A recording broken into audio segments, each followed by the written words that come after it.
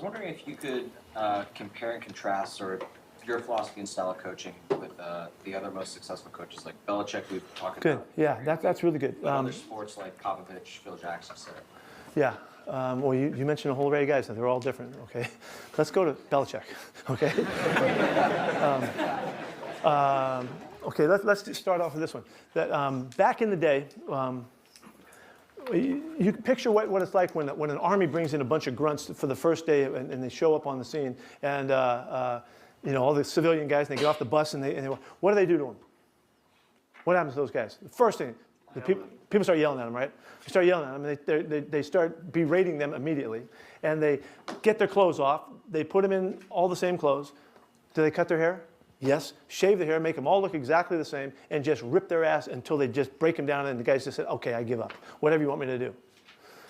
That's the extreme illustration of authoritarian, coercive way of teaching and leading a group. It's the most famous, the most successful way in history.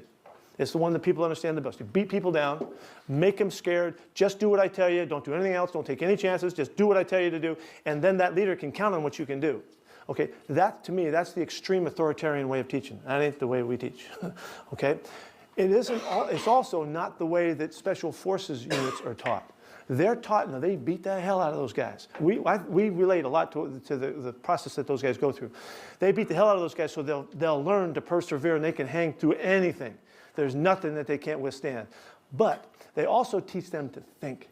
They teach them to respond to the training that they encounter during the time they're there, so that when it comes time to function, they can't just do only what the guy tells them to do, but they can think for themselves, they can react on their feet, they can respond, and if they're really gifted, they can make great choices and great decisions to do things that one guy could never accomplish otherwise.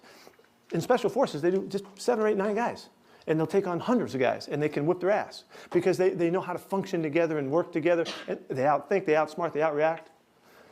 That's the end of the spectrum that we're trying to teach on and coach on. We're at the other end of it. We're trying to celebrate the individual with extraordinary commitment to practice.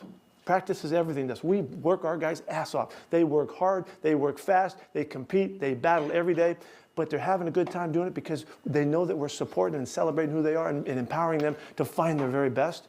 That's the other end of the spectrum. Does that make sense? Popovich is in the middle somewhere, okay? And who's the other one you asked? Phil Jackson. Phil Jackson's kind of more, we're kind of over here, me and Phil, kind of over here a little bit more, And then Bobby Knight's way the hell down here, he's on the other end, those are the illustrations. And then it's interesting that the authoritarian way doesn't trust people. They don't trust you because they're afraid that your own personal things are going to get in the way and you're going to respond out of the norm and they can't count on you. It's a great way because that's how you control big groups. We just don't think that way anymore. So does that help? Yeah. First, thank you so much. Come on.